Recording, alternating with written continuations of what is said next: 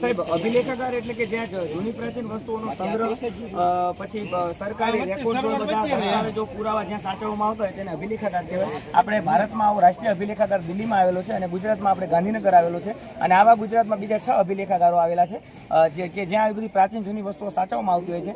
મારા યુનિવર્સિટીનું શીર્ષક છે ઇતિહાસનો અભિલેખાગાર કે બાળક જ્યારે ધોરણ 5માં પર્યાવરણ વિશે ભણીને 6થા ધોરણમાં આવે છે ત્યારે તેના માટે આ સામાજિક વિજ્ઞાન વિશે નવો હોય છે અને તથા આમાં જે ધોરણ 6માં પ્રથમ એકમ એ આવે છે કે ચાલો ઇતિહાસ જાણીએ। હવે બાળકો તો પહેલા ઇતિહાસ શબ્દથી પરિચિત નથી હોતા, બરાબર? તો બાળકોને આપણે ઇતિહાસ શબ્દથી વાકેફ કેવી રીતે કરવા? તો મેં એનું વિષયાભિમુખ પણ કરાવરાયું કે બાળકોને પૂછ્યું કે ચલો તમારા આપણી સ્કૂલનો સ્થાપના દિવસ કયો છે, તમારા દાદા છે તો દાદાની કેટલી ઉંમર છે, બરાબર? તમારા મામાની ઉંમર કેટલી છે, તમારા ઘરમાં આવી કોઈ જૂની પ્રાચીન વસ્તુ હોય તો લાવો, તમારા આસપાસ કુટુંબમાં કે ગામમાં જ્યાં પણ તમે આવી જૂની પ્રાચીન વસ્તુઓ જોવો છો, કોઈ જૂનું મંદિર હોય, કોઈ તળાવ હોય, કોઈ પાળિયા હોય, તો એની બધી માહિતી તમે લઈને શાળામાં આવો કે જેથી આપણે પ્રાચીન ઇતિહાસ વિશે વધારે માહિતી મેળવી શકીએ, બરાબર? તો એ બધું બાળકો લાયા છે। પછી આ છે, હા, આ બધા શિલાલેખો છે। શિલાલેખની સમજ આપવા માટે મેં આવી રીતના પથ્થર ઉપર લેખન કરાવ્યું છે કે શિલા એટલે કે પથ્થર પર કરવામાં આવતા લેખનને શિલાલેખ કહે છે, બરાબર? પછી આ જ્યારે 20 લાખ વર્ષ પહેલા જ્યારે આદિમાનવ પથ્થરનો ઉપયોગ શિકાર માટે કરતો હતો, બરાબર?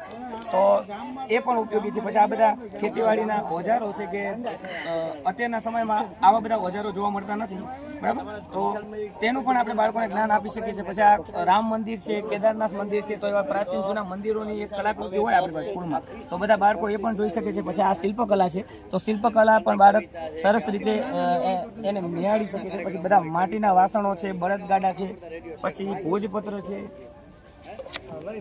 આ ભોજપત્ર છે કે જે હિમાલયમાં ભોજ નામના વૃક્ષની આંતરછાલ પર જે લખાણ કરવામાં આવે છે તેની માહિતી આપવા માટે મેં પાંદડા, આપણે કેળ કે બદામના પાંદડા ઉપર લેખન કરાવ્યું છે બાળકો પાસે કે જેથી આપણે તાડપત્ર અને ભોજપત્રની સારી રીતે સમજ આપી શકીએ છીએ। પછી આ બાટ જે છે એ 500 વર્ષ જૂનો બાટ છે, તો આ બાટ દ્વારા આવું અત્યારના બાળકોએ જોયેલું નથી હોતું, બરાબર? તો 500 વર્ષ જૂના બાટ એવા બધા આપણે ગામડાઓમાં મળતા જ હોય છે અને બાળકો આને નકામી વસ્તુ સમજીને જવા દેતા હોય છે ભંગારમાં। તો આવી બધી વસ્તુઓ પ્રત્યે એમને પ્રેમ વધે, એમને પ્રાચીન ઇતિહાસ સાચવવાનો, સંગ્રહ કરવાનો શોખ થાય, બરાબર? એ બધી વસ્તુઓ એમને આગળની પેઢીને પણ આપી શકે તેના માટે મેં આ ઇનોવેશન કરેલું છે। પછી એક છાપું છે કે જ્યારે આપણો ભારત દેશ આઝાદ થયો 1947માં 15 ઓગસ્ટ, તો એના આગલા દિવસનું આ છાપું છે, આઝાદીના આગલા દિવસ એટલે કે 14 ઓગસ્ટ, બરાબર? તો આવી બધી વસ્તુઓ આપણે ભેગી કરીએ, સાચવીએ તો તે આપણી આગળની પેઢી પણ સાચવી રાખે છે અને આપણે આગળની પેઢીને પણ એની માહિતી મળે છે, બરાબર? તો આપણે બાળકોને પણ એ શીખવી શકીએ।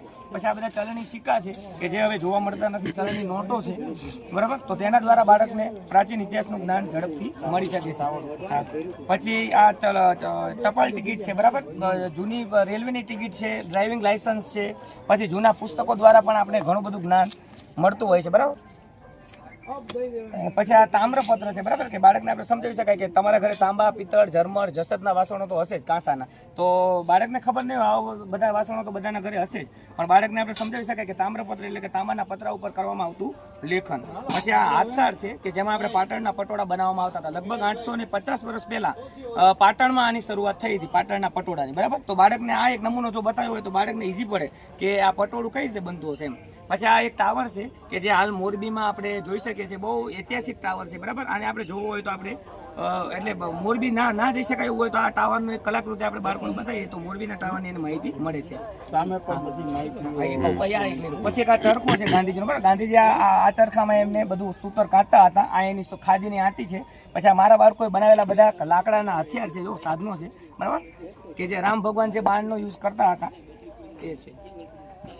પછી આ ગાંધીજીનો જ છે આ રેંટિયો પણ, આ પણ ગાંધીજીનો જ રેંટિયો છે।